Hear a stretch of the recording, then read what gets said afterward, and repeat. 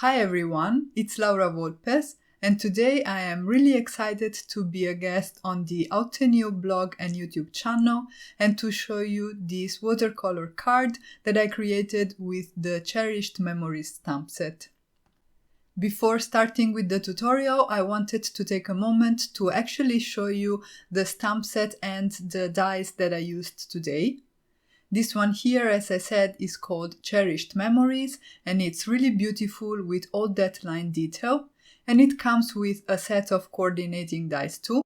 I paired the stamp set with the leaf frame cover die, which is a great die to add detail to your background, and I painted everything with my Altenew watercolors that you also see on screen.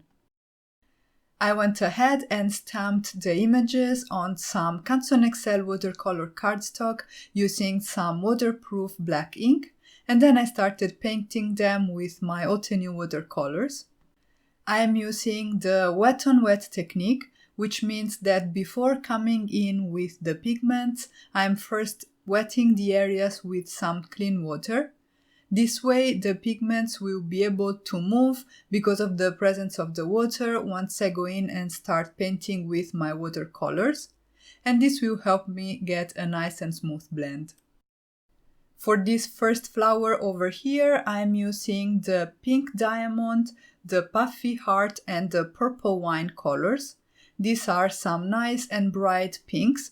I actually mixed them in with a little bit of the frayed leaf watercolor. This is a green color, and because it's complementary to pink, it muted the colors down a little bit. At this point, I decided that I wanted to add a little bit of variation in my flowers, so I came in with a yellow that I created by mixing in the citrus burst and the fresh lemon colors in the 36 pan watercolor set by Altenew.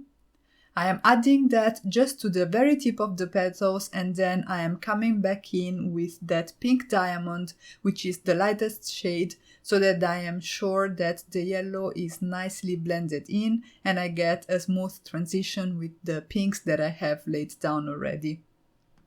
One thing that you might have noticed is that I am not painting adjacent petals one after the other, and that's because if I did, because of the water that would be present in the areas, the pigments would migrate between petals and I would lose control over the type of shading and blending that I get. As for the shading, I am adding my darkest colors at the base of the petals and anywhere I have two petals that overlap. To make sure that I have a smooth transition between the shades that I'm adding to each petal, I'm going to, as I said, first wet the petal with some water. I'm then going to go in with my pink diamond watercolor, which is the lighter shade, and I'm basically covering almost the entire petal with that paint. I'm then going to add the mid-tone color that in this case is the puffy heart color. I'm not going to extend that color all the way where I already have my lighter shade, so that I start creating some sort of a gradient on my petal. And lastly, I'm going to add some purple wine just at the very base of the petals, not extending that area too much. And as a last step, I'm coming in with the yellow at the tip of the petals to create that nice color variation there. I repeated the same steps to paint in the second flower, but in this case I used the colors Cotton Candy, Coral Berry, and Rubellite. The yellow that I used is a little bit more orange than the one that I have on the first flower, and I obtained it by mixing in fresh lemon and warm sunshine.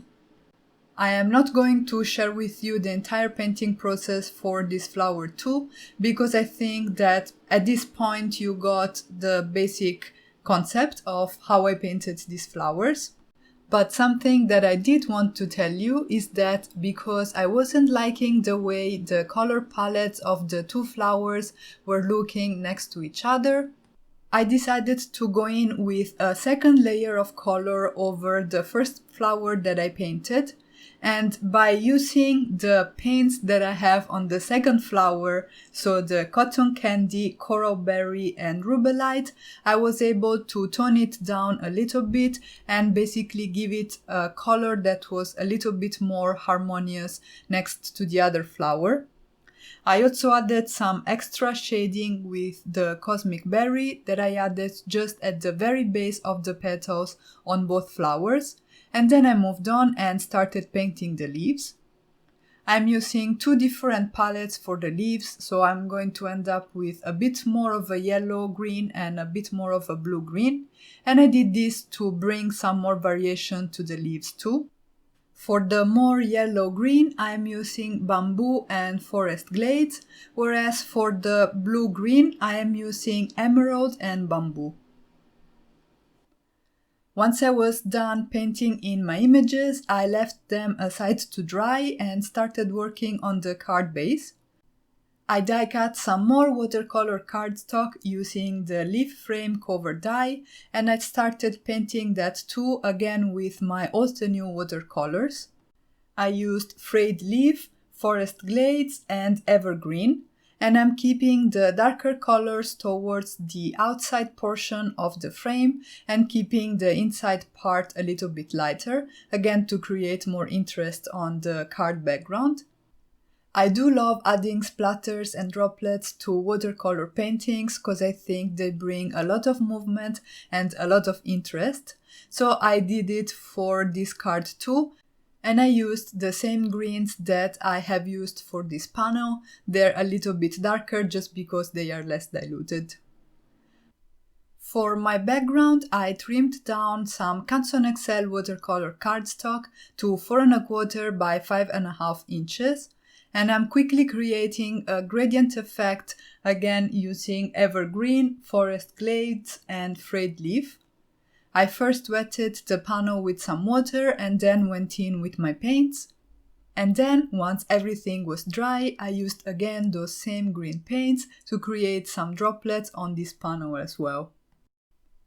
I also went ahead and stamped my sentiment with some black ink over a panel of vanilla cardstock that I die cut with the leaf frame cover die. I took the rectangle that gets cut out of the center and I used that as a panel for my sentiment.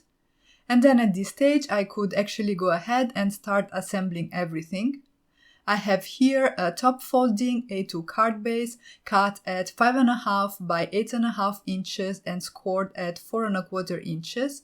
And I adhered the background over the card base using a generous amount of double-sided adhesive. The double-sided adhesive will hold the panel down and will compensate for any warping that was created by the water. And in order to flatten down the panel, I also ran it through my die cutting machine, protecting it with some copy paper. I'm now going to adhere the leaf frame cover die cut using my Nouveau Deluxe adhesive. The die cut is sized perfectly to cover the entire background, so the outmost perimeter of the die cut is 4¼ by 5½ inches. I adhered the sentiment panel, basically creating an inlay die cut effect with the leafy frame cover die, and then I went ahead and adhered the flowers to the bottom left corner of the sentiment panel, making sure to not cover the sentiment and to have a nice and balanced arrangement. When I create floral clusters like this one, I like to use liquid adhesive because it gives me a little bit of time to move things in place and get everything positioned exactly as I want. Whenever I create floral clusters like this one, I like to use liquid adhesive because I have a little bit of time to move things around before the glue dries, and this ensures that I get exactly the positioning that I want. And this is the final result. I really like how the flowers pop against the background, and I think that the leaf frame cover die added just the perfect amount of detail to my card base. And that's it for today.